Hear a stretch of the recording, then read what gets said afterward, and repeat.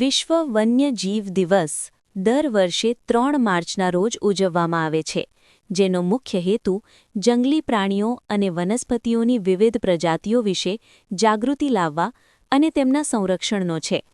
United Nations general assembly UNGA દ્વારા 20 December 2013ના રોજ આ દિવસ જાહેર કરવામાં આવ્યો હતો. લુપ્તપ્રાય પ્રજાતિઓના રક્ષણ, ગેરકાયદેસર શિકાર અને વેપારને અટકાવવા માટે જાગૃતિ ફેલાવવી. આ દિવસ આપણને પ્રકૃતિ અને માનવજીવન વચ્ચેના સંતુલન વિશે યાદ અપાવે છે.